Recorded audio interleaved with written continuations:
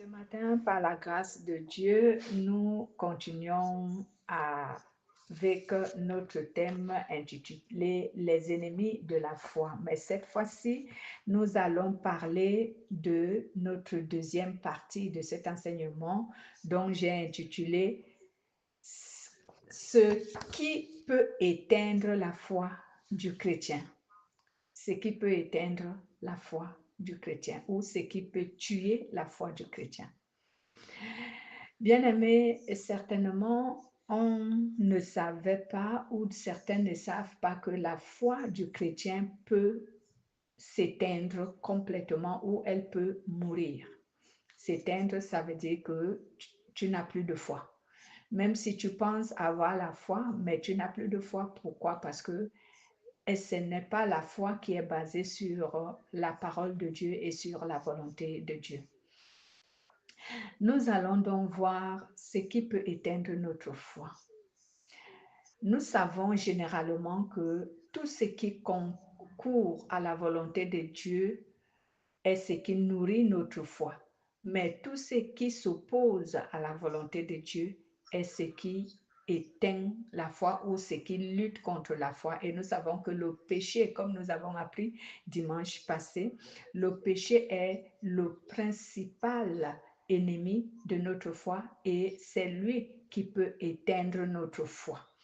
Mais pour faire comprendre comment ce péché-là manifeste pour éteindre notre foi, c'est ce que le Saint-Esprit va nous enseigner ce matin. Donc, ce qui peut éteindre notre foi venant du péché, c'est la fausse doctrine.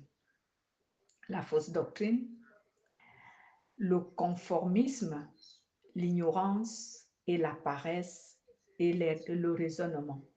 Donc, voici donc les éléments qui sont souvent suscités par le péché et qui éteignent la foi du chrétien. Cela veut dire qui fait en sorte que le chrétien, même s'il pense qu'il a la foi en Jésus, mais sa foi n'est pas agréable à Jésus. Et si ta foi n'est pas agréable à Jésus, c'est qu'elle est éteinte, c'est qu'elle est morte, c'est que tu as une foi morte.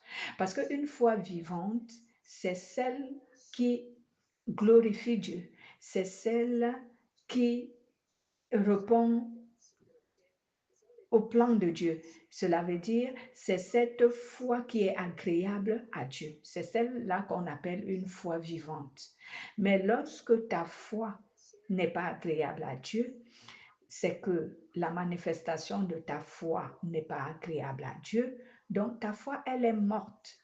Et cela vient du péché. Et ce péché-là se manifeste à travers les fausses doctrines, le conformisme, l'ignorance, la paresse et le raisonnement. Ces éléments affaiblissent la foi et l'éteignent complètement. Nous allons essayer de comprendre comment ces éléments-là peuvent agir pour éteindre notre foi. Lorsque la foi d'un chrétien est fondée sur une fausse doctrine, celle-ci ne peut pas subsister. Et cela parce que ce chrétien croit et observe ce qui n'est pas prescrit par Dieu. En d'autres termes, ce chrétien observe et croit à ce qui n'est pas la vérité, ce qui n'est pas la volonté de Dieu, mais ce qui est une doctrine établie par les hommes.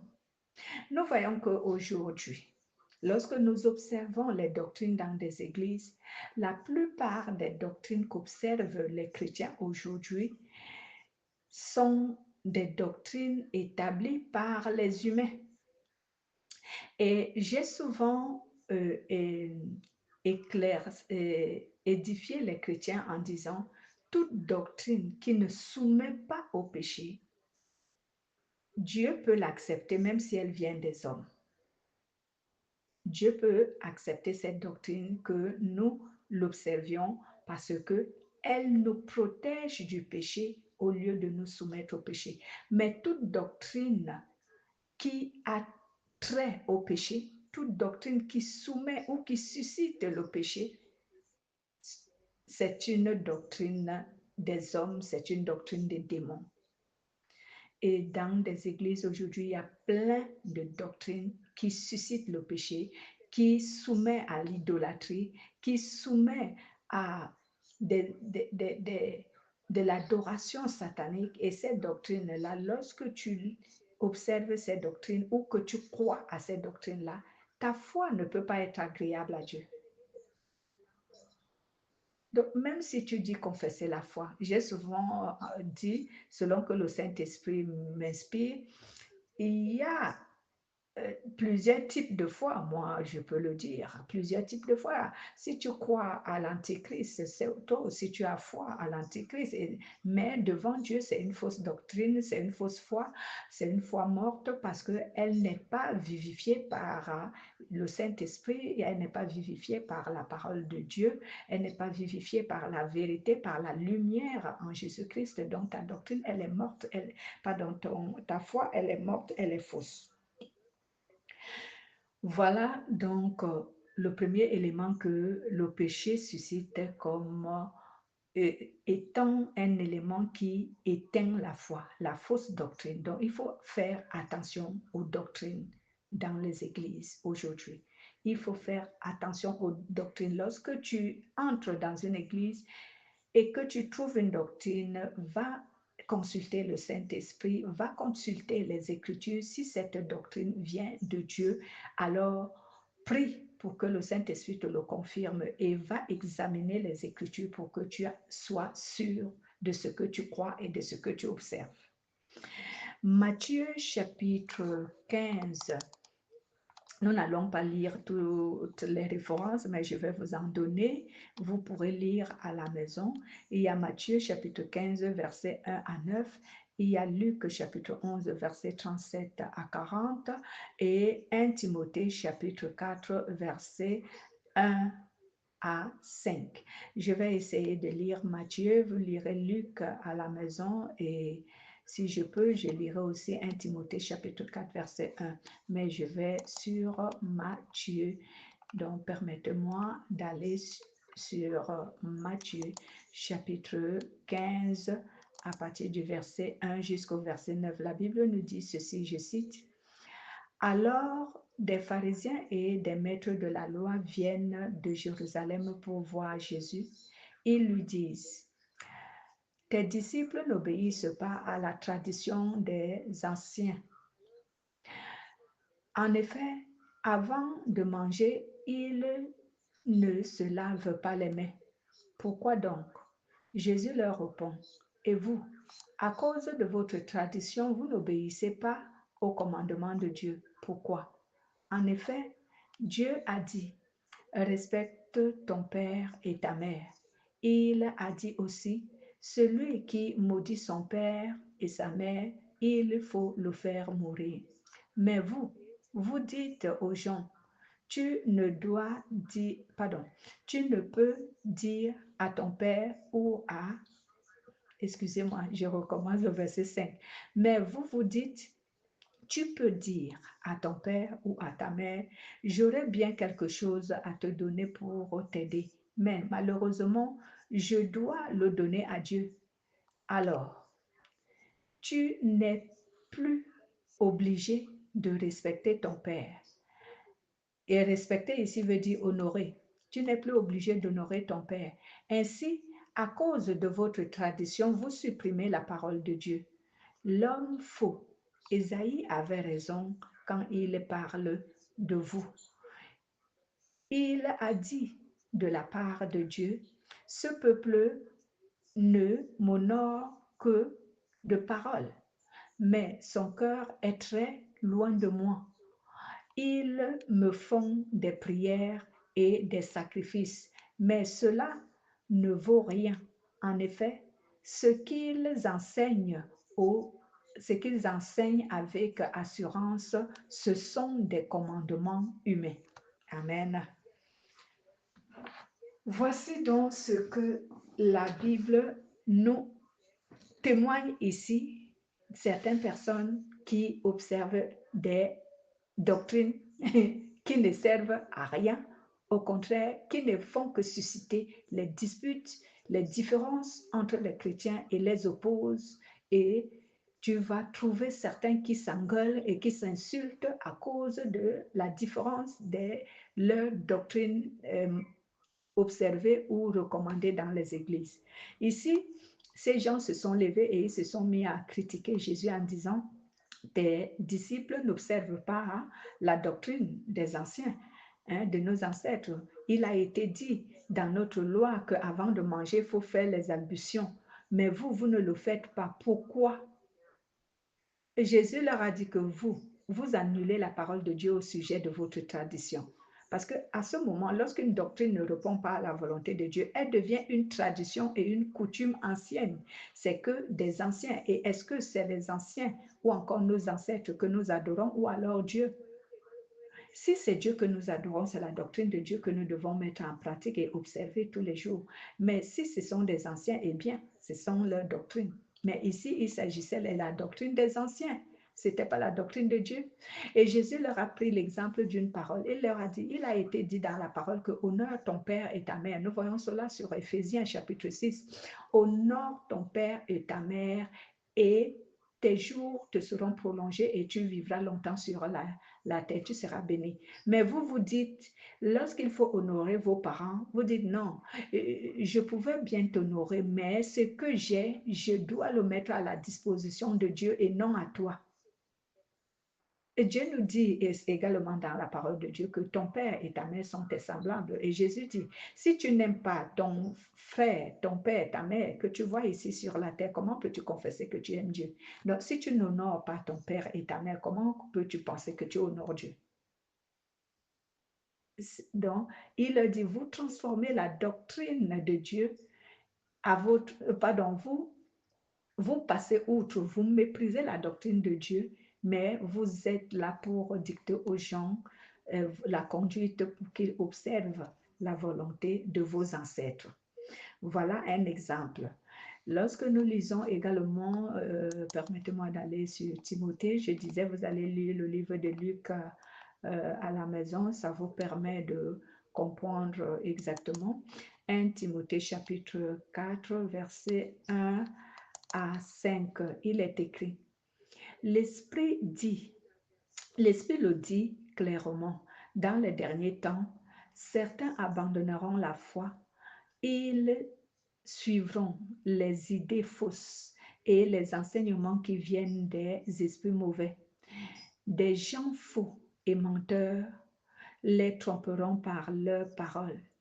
Ces gens-là ont une conscience marquée par l'erreur comme un fer rouge. Ils disent, c'est un exemple que je vois de la Bible, ils interdisent le mariage. Ils interdiront aussi de manger certains aliments. Pourtant, c'est Dieu qui a créé ces aliments. Les croyants qui connaissent la vérité peuvent donc les manger en lui disant merci. Oui, tout ce que Dieu a créé est bon. Rien n'est à rejeter, mais il faut tout prendre en rendant grâce à Dieu. En effet, la parole de Dieu et la prière font que ces choses deviennent agréables à Dieu. Amen.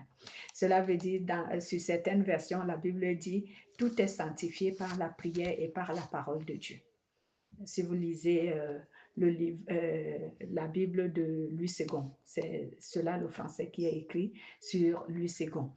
Donc, voici donc l'un des éléments qui fait en sorte que si tu observes ça sans toutefois te mettre en question qu'il faut que j'examine cette doctrine, tu vas te retrouver que tu observes et que tu crois à une doctrine qui ne s'accorde pas à la volonté de Dieu. Et la foi que tu dis avoir pour Dieu, elle est fausse parce qu'elle est basée sur une erreur. Voici donc le premier élément que le péché met devant nous, place devant nous pour essayer d'éteindre notre foi. Deuxième élément ici que le péché utilise, c'est que c'est le conformisme. Lorsque un chrétien vit le conformisme, toujours la tradition. c'est un problème de tradition. Le conformisme, lorsque la foi d'un chrétien est basée sur le conformisme et non sur la lumière de la parole de Dieu, alors la foi de ce chrétien aussi sera une foi morte parce qu'elle est basée sur l'erreur. Donc, tout ce chrétien, puisqu'il n'observe pas, ou encore puisqu'il n'examine pas la parole de Dieu, comme l'exemple des chrétiens de Bérée sur Actes chapitre 17, verset 11, il n'examine pas la parole de Dieu pour voir si le conformisme qu'il est en train de pratiquer convient à la volonté de Dieu ou répond à la volonté de Dieu. Et là aussi, on trouve les chrétiens qui ont une foi fondée sur le conformisme, sur la tradition. Tu vas trouver une église, elle est remplie de traditions, du conformisme, et les gens se conforment à ça sans consulter la parole de Dieu, sans lire la parole de Dieu. Ils ne se réfèrent aux références que on leur a données pour observer cette doctrine, cette tradition, ce conformisme. Donc, il ne faut pas être un chrétien qui se conforme aveuglement à la parole. Observer la parole, d'abord examiner la parole avant de l'observer. Examiner. La Bible nous dit, si je vais bien, il faut que je lise Actes chapitre 17 pour mieux vous faire comprendre, excusez-moi, Actes chapitre 17, verset 11. Que faisaient les chrétiens de Bérée? Est-ce que les chrétiens de Bérée s'opposaient à l'enseignement de Paul? Non. Mais ils examinaient parce qu'ils savaient que Paul était quelqu'un qui a appris la loi. Et comme la Bible le dit, l'apôtre Pierre le dit quelque part, que les livres de l'apôtre Paul sont compliqués à comprendre parce que d'autres tordent le sens de ces récits parce qu'ils ne comprennent pas ce qu'il voulait dire. Et l'apôtre Paul lui-même, il a été quelqu'un qui a connu la loi. Et c'est l'élève de Gamaël. Donc, la plupart des enseignements de l'apôtre Paul sont basés sur la loi. Donc, quand tu lis l'apôtre Paul et que tu veux observer sa parole, il faut beaucoup prier pour que le Saint-Esprit te guide. Parce que si vous voyez aujourd'hui, quels sont les écrits qui opposent beaucoup de chrétiens dans le dogme, dans la doctrine? Ce sont les lettres de l'apôtre Paul. Tu ne trouveras pas la lettre de l'apôtre Pierre qui oppose les gens, les lettres de l'apôtre Jean qui oppose. Tu ne trouveras pas l'évangile de Jésus qui oppose les gens. Mais les lettres qui opposent les chrétiens aujourd'hui, c'est les lettres de l'apôtre Paul. Est-ce que je veux dire que l'apôtre Paul n'a pas parlé de la part du Saint-Esprit? Si, mais il faut faire attention et comprendre exactement ce qu'il voulait dire. Et pour cela, il faut que tu sois vraiment rempli du Saint-Esprit pour comprendre ce que l'apôtre Paul voulait dire. Et aujourd'hui, tu entends sur les réseaux sociaux, le contexte dit, d'abord, qu'est-ce qu'on appelle un contexte selon la parole de Dieu? Il faudrait bien qu'ils comprennent. Chacun vient là, le contexte. Quelquefois, un contexte, il est généralisé. Mais quelquefois, un contexte, il n'est pas généralisé. Il cible certaines personnes et certaines situations. Donc, souvent, il faut comprendre qu'est-ce qui a poussé l'apôtre Paul à dire telle ou telle, ou à donner telle ou telle doctrine. Qu'est-ce qui l'a poussé à le faire? Est-ce que cette doctrine-là cible tout le monde ou encore cette doctrine-là était là pour résoudre un problème particulier dans la vie d'un chrétien ou d'une église ou d'une congrégation? Est-ce que c'est universel ou ça ne regarde qu'une seule église? Il faut bien comprendre. Mais ça, c'est le Saint-Esprit qui peut révéler cela aux humains. Nous voyons un peu Actes, la Bible nous dit sur Actes, chapitre 17 au verset 11. La Bible nous dit ceci: les Juifs de Bérée sont plus accueillants que ceux de Thessalonique. Quand on dit plus accueillant, on ne parle pas de l'accueil qui est la gentillesse. on parle de la réception de la parole de Dieu. Ils reçoivent la parole de Dieu avec beaucoup d'intérêt. Chaque jour, ils étudient les livres saints pour voir si les paroles de Paul sont exactes. Donc, les chrétiens de Beurée, c'étaient des juifs. Ils savaient que Paul était un juriste. Paul était quelqu'un de la loi, qui a observé la loi, il a étudié la loi, il connaissait la loi. Donc, ils observaient la parole de Paul pour voir si elle répond à l'évangile de Jésus. Donc, ils n'étaient pas du genre que dès qu'on leur dit, le conformisme, dès qu'on leur dit, ils sont formatés sur ce qu'on leur dit. Eux-mêmes, ils ne partent pas examiner si cette parole est inspirée du Saint-Esprit ou pas, ou cette parole vient de Dieu, ou cette parole concourt à la volonté de Dieu. Ils allaient examiner tout. Mais aujourd'hui, beaucoup de chrétiens ne regardent pas si cette parole concourt à la volonté de Dieu dans leur vie, dans leur assemblée, ou cette parole est inspirée du Saint-Esprit. Ce qu'on leur dit, il dit les bénis, oui, oui, oui. Bénis, oui, oui, oui, c'est bon d'être soumis. Parce qu'aujourd'hui, lorsque tu essayes de t'opposer à une interprétation de la parole de Dieu, on te traite de démon. Mais ce n'est pas un esprit démoniaque de vouloir chercher à comprendre la vérité. Et la vérité, c'est celle qui vient de Dieu et non celle qui vient des démons. Bon, si tu dis tout simplement, si tu te rebelles dans le cadre que tu ne veux pas obéir tout simplement, à ce moment, on peut dire que tu es influencé par un esprit de rébellion, un esprit démoniaque. Mais lorsque tu tires, hein, tu exerces ta foi pour connaître la vérité et ne pas être un béni oui, oui, qui accepte tout. Tu n'es pas influencé par un démon et tu n'es pas un démon.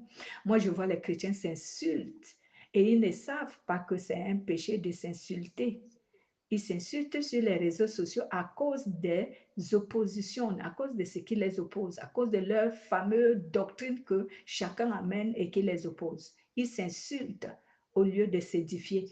Et ils sont même heureux de croire qu'ils sont en train de s'édifier. Et pourtant, est-ce que Jésus nous a dit de nous insulter lorsque nous ne nous accordons pas sur un point? Il nous a dit que priez les uns pour les autres lorsque vous ne vous accordez pas sur un point. Priez, parce que c'est la prière qui va résoudre la différence que vous avez pour que celui qui est dans l'erreur, le Saint-Esprit le ramène à la vérité. Mais lorsque vous vous insultez, qu'est-ce que ça change? Ça ne change absolument rien. Au contraire, ça empire encore la situation. Celui qui est dans l'erreur va demeurer dans son erreur parce que vous ne l'avez pas édifié, vous l'avez plutôt insulté en croyant que ce que vous lui avez dit touchera son cœur. Ça ne va pas toucher son cœur. Quand on insulte quelqu'un, son cœur devient plus endurci qu'avant. Et beaucoup de chrétiens ne comprennent pas cela. Je regarde souvent, surtout, je regarde un peu plus sur les Facebook et tout pour voir les commentaires des gens sur leurs posts et tout le reste. Comment. Oh non, c'est souvent, quelquefois, ça me déçoit. Je ne réponds pas parce que je n'ai pas à dire un mot. J'essaie tout simplement de prier pour tous ces gens, pour ceux qui pensent connaître et pour ceux qui soutiennent quelquefois l'erreur et tout. Je prie tout simplement pour que Dieu essaye de les ramener à la raison.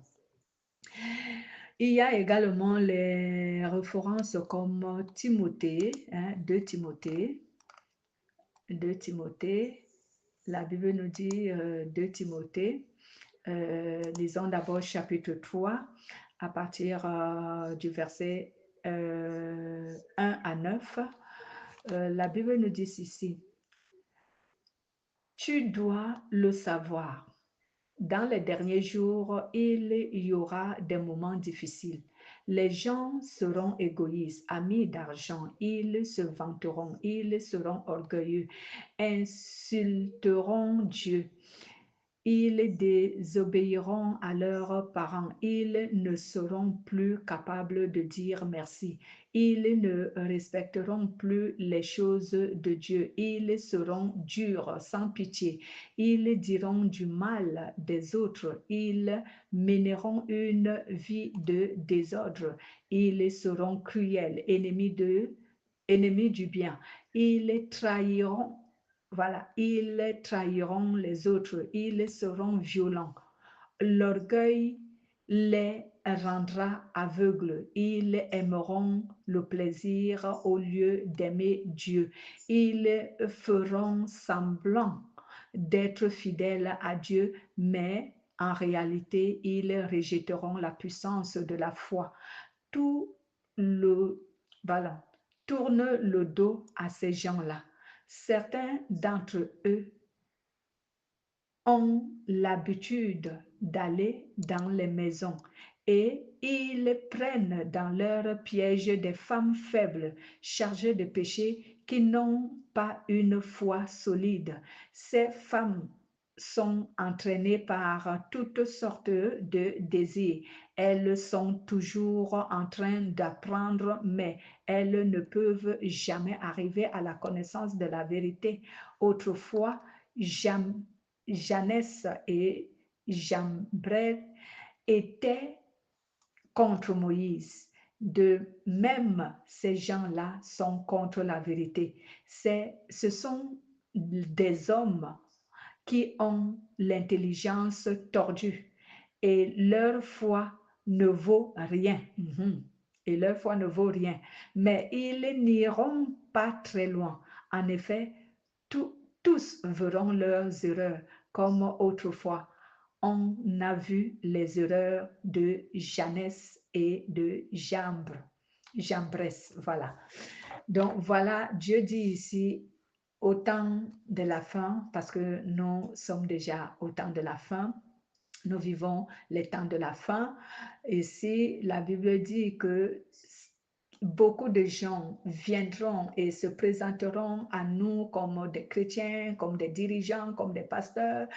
Et beaucoup d'entre eux ont ici une intelligence tordue et leur foi n'est pas véritable, mais ils les tromperont toujours ceux qui apprennent, mais sans jamais arriver à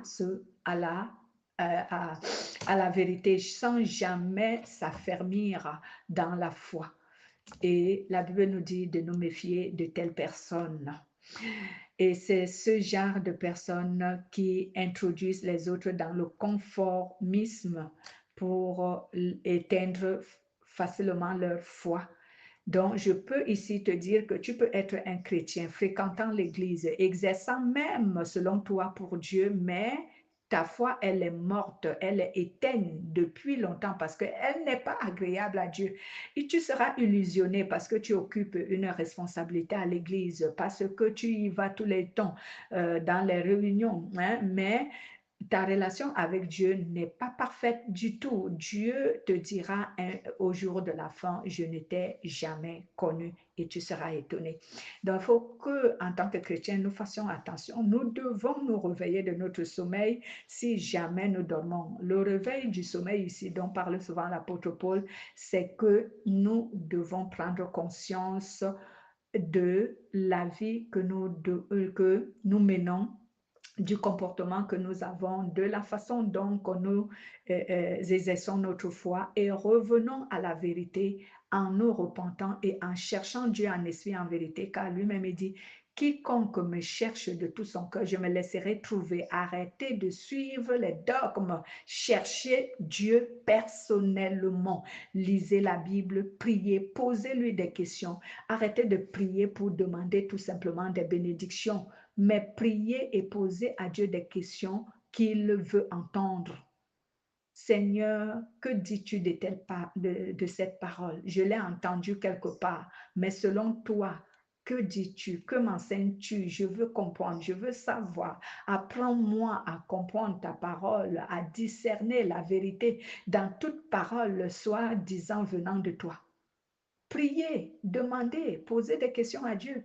Arrêtez de prier seulement, Seigneur, je veux que tu me donnes l'argent, je veux que tu me donnes le mari, je veux que tu me donnes la santé, je veux que tu me donnes... Non, je ne dis pas que demander ces choses est mauvaise, mais ça ne doit pas être aussi une coutume que tous les jours, c'est ce qu'on demande à Dieu quand on se réveille pour prier ou quand on veut dormir. Voilà, bien-aimé, un autre élément dont le péché suscite pour essayer d'éteindre notre foi, c'est l'ignorance. Et Dieu lui-même dit sur Osée chapitre 4, verset 6, « Mon peuple périt faute de connaissance. » Lorsque ta foi est fondée sur l'ignorance, elle est carrément erronée parce qu'elle n'a pas un vrai fondement, elle n'a pas de racine pour demeurer vivante. Une foi qui n'a pas de racines, elle ne peut pas demeurer vivante. Elle va s'éteindre à tous les prix, quel que soit. Il faut tout simplement une petite épreuve et cette foi-là va s'éteindre. C'est ce que Jésus a parlé lorsqu'il a parlé des sémences qui tombaient sur différents endroits. Les semences qui sont tombées sur le long des rues, celles qui sont tombées sur les épines, d'autres qui sont tombées sur les rochers, sur les cailloux, les rocs et d'autres qui sont tombés sur la bonne terre. On fait allusion ici à Matthieu chapitre 13. Bon, j'ai relevé le verset 22 qui nous dit ici que celui qui avait reçu la semence sur les épines, lui, il est semblable à quelqu'un qui a un cœur qui est comment? Bon, excusez-moi, j'y vais pour ne pas vous donner un résumé qui n'est pas conforme à la volonté de Dieu, parce que j'aime pas dire ce qui ne vient pas de Dieu. Voilà. Il nous dit ici, le sol couvre de plantes d'épineuses. Ce sont les gens qui entendent la parole, mais qui s'inquiètent pour les choses de ce monde. Ils cherchent de fausses richesses. À cause de cela, la parole est étouffée et elle ne produit pas. Elle ne produit pas. Lorsqu'on lit celui de 21, il dit, mais la parole n'a pas de racine. Voilà, pardon. La parole n'a pas de racine en eux. Ils changent facilement d'avis. Voilà.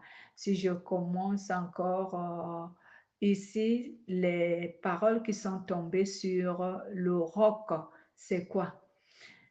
Les paroles qui sont tombées sur le roc, sur les pierres, ce sont des gens qui entendent la parole et qui la reçoivent aussitôt avec joie. Mais cette parole n'a aucune racine, aucune profondeur. Donc, lorsque tu es un chrétien qui a une foi fondée sur l'ignorance, vraiment, ta foi ne peut pas avoir de racines, elle ne peut pas avoir de profondeur, elle ne peut pas demeurer longtemps, elle va s'éteindre avant même quelque temps, elle va s'éteindre parce qu'il suffira d'une petite épreuve que toi, tu vas perdre la foi.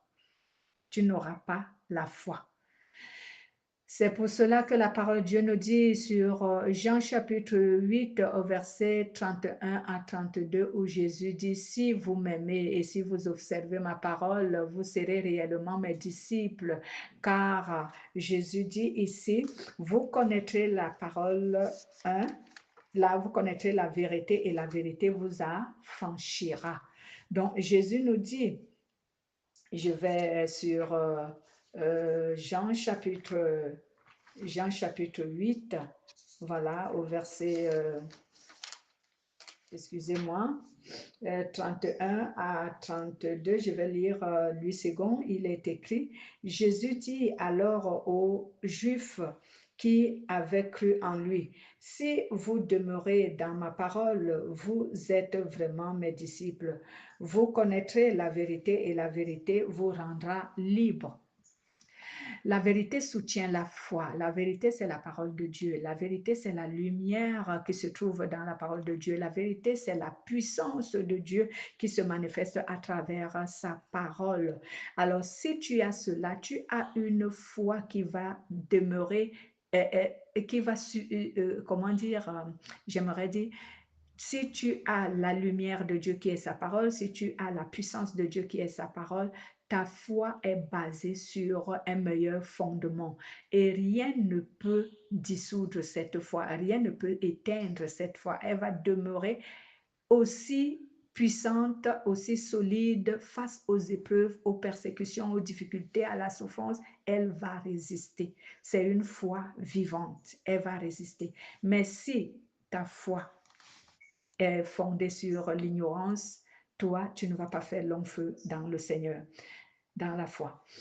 Il y a également un autre élément dont le péché suscite pour éteindre notre foi, c'est la paresse. Beaucoup de chrétiens sont paresseux, ils ne prient pas, ils ne lisent pas la parole de Dieu, ils ne s'exercent pas, ils ne s'examinent pas. Ils sont comme des statues dans le christianisme. Ils n'exercent rien. Ils n'exercent pas leur foi, ils n'entretiennent pas leur foi, ils ne font rien du tout. Parce que la foi, elle s'exerce. Elle s'exerce en lisant la parole de Dieu. La foi, elle s'exerce en obéissant à Dieu. La foi, elle s'exerce en priant. La foi, elle s'exerce en décrétant les jeûnes, les prières. La foi, elle s'exerce, bien-aimé, en louant Dieu, en chantant. La foi, elle s'exerce. Si tu n'exerces pas ta foi, tu es un paresseux. Et vous savez qu'un paresseux ne gagne pas souvent grand-chose. Donc, si tu es un paresseux dans le christianisme, ta foi, elle va s'éteindre aussi vite qu'elle a commencé. Elle sera comme un feu de paille.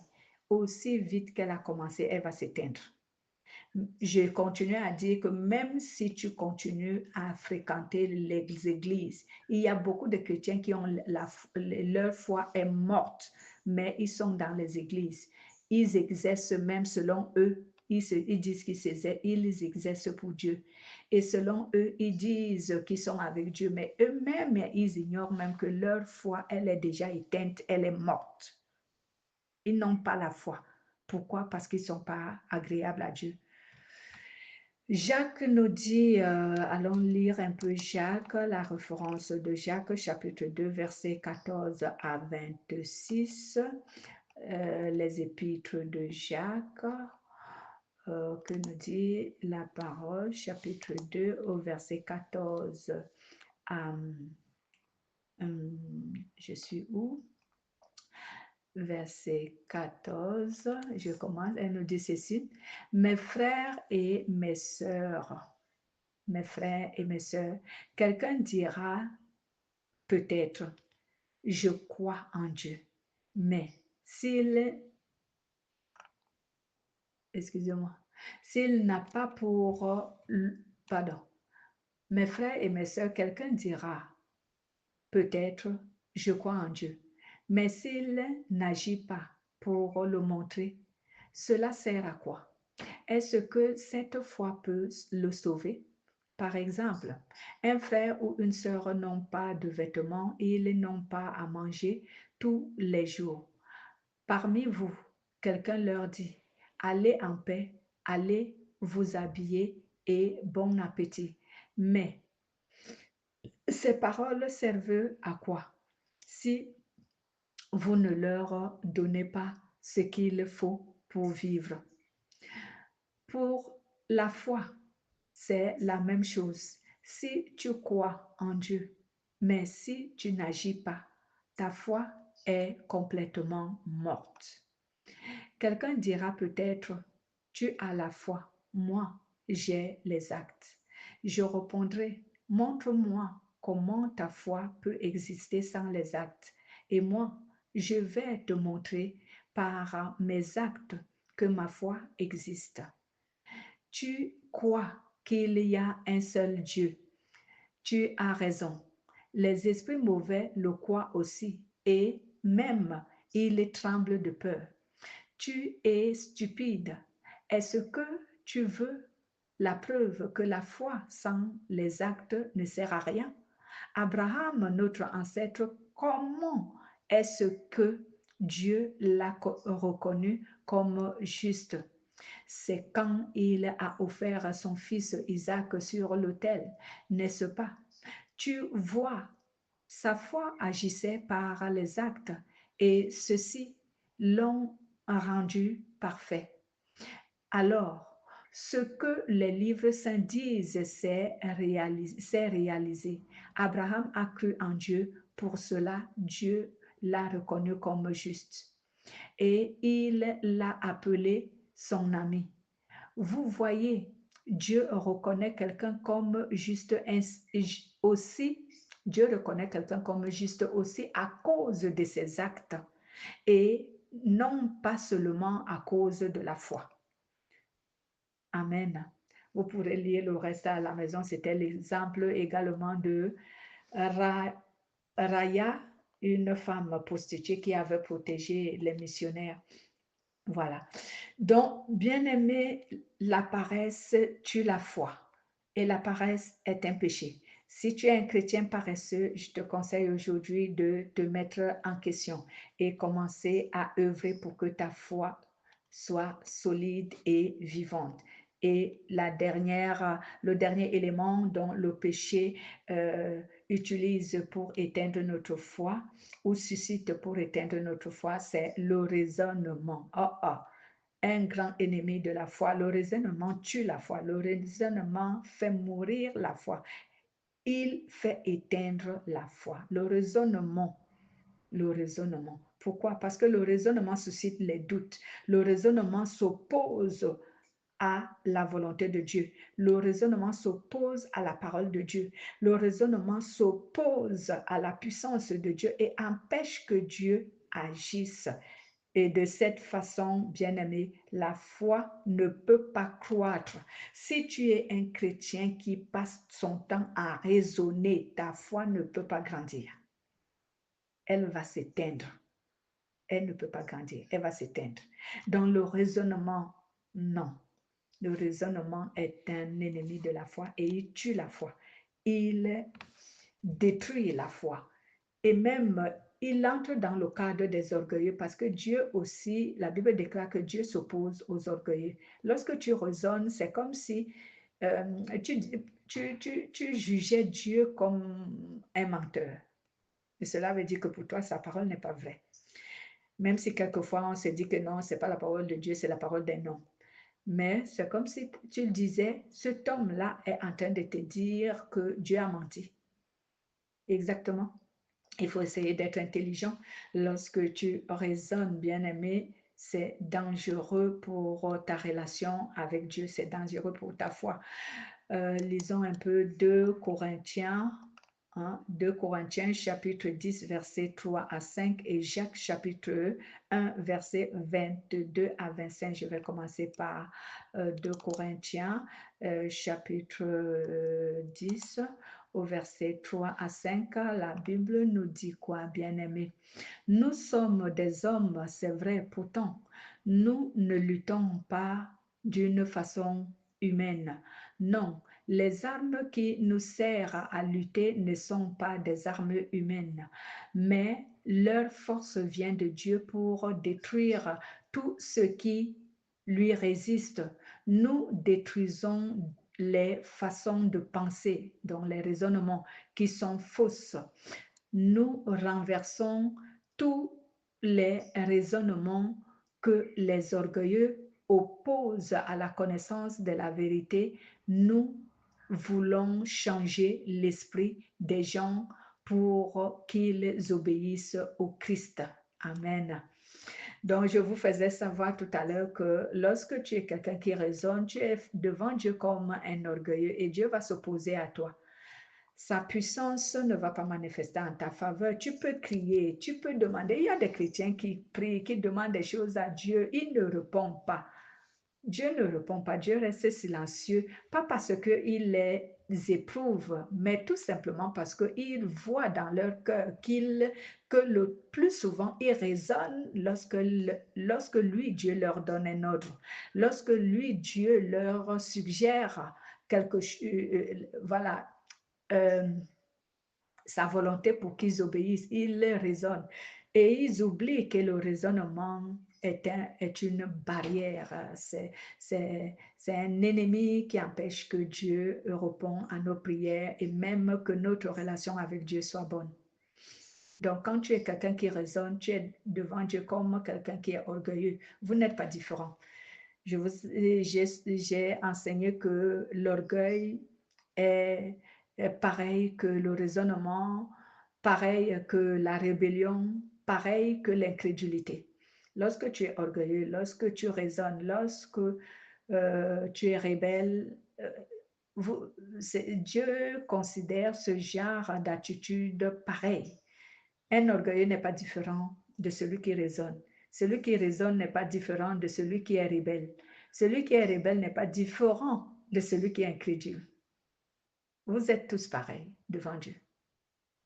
Donc, il faut faire vraiment attention, bien-aimés, au comportement que nous avons face à Dieu ou encore face à sa parole.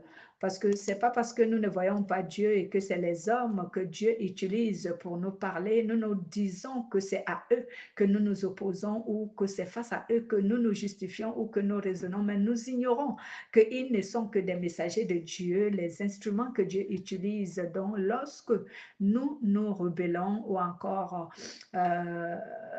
raisonnons face à eux, se justifions face à eux, c'est que c'est face à Dieu que nous le faisons.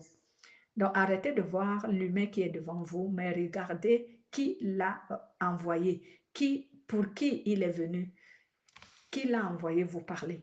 C'est la personne qui est son commanditaire que vous devez regarder au lieu de celui qui vous annonce le message. Parce que c'est souvent l'erreur que nous faisons au lieu de regarder qui a recommandé à cette personne, à ce monsieur, à cette dame, à cet enfant de me parler. Vous regardez à l'enfant, à la femme, à la personne. Et si vous vous opposez à ce qu'elle est en train de vous dire ou à ce qu'il est en train de vous dire, si cela vient de la part de Dieu, c'est que vous vous êtes opposé à Dieu. Prenons l'exemple de l'apôtre Paul. Lorsque l'apôtre Paul était encore seul, lorsqu'il s'opposait à la volonté de Dieu, est-ce qu'il savait qu'il s'opposait à la volonté de Dieu? Lui, il pensait qu'il s'opposait aux apôtres. Il pensait qu'il s'opposait aux disciples de Jésus. Mais quand Jésus l'a rencontré sur le chemin de Damas, qu'est-ce qu'il lui a dit? Est-ce qu'il lui a dit que Saul, pourquoi tu t'opposes à mes apôtres? Non, il lui a dit, Paul, pourquoi me persécutes-tu? Et Paul était étonné, dit, Seigneur, tu es qui? Il dit, je suis Jésus que tu persécutes. Mais est-ce que Paul avait déjà vu Jésus? Paul ne l'avait jamais vu.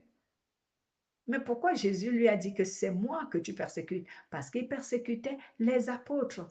Donc, quand un messager de Dieu, qu'il soit une femme, un homme, un enfant, un vieillard, je ne sais pas qui, vient t'annoncer la parole de Dieu, arrête de croire que c'est à lui que tu t'opposes. Arrête de penser que c'est à sa parole que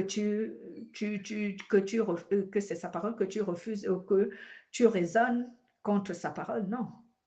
Il n'est qu'un messager, elle n'est qu'un messager. Il faut donc faire attention. Jacques chapitre 1 verset 22. Bon, je suis sur Jacques. C'est notre dernière référence. Chapitre 22 à 25. Il est dit, ne vous contentez pas d'écouter, mais faites ce qu'il dit. Sinon, vous vous trompez vous-même. Oui, celui qui écoute la parole et qui ne fait pas ce qu'elle dit, voici à qui il ressemble. Il ressemble à un homme qui regarde son visage dans un miroir. Il se voit tel qu'il est et il se regarde, puis il s'en va et il oublie tout de suite comment il est. Au contraire, voici quelqu'un qui écoute avec attention, qui étudie avec attention la loi parfaite qui rend libre. Il reste attaché à cette loi, il écoute la parole et il n'oublie pas. Et il fait ce qu'elle dit. Cet homme-là sera heureux dans tout ce qu'il fera. Amen. Voici donc, bien-aimés, quelques éléments donc le péché suscite pour éteindre la foi du chrétien. Si tu as écouté ce message ce matin, essaye de méditer là-dessus.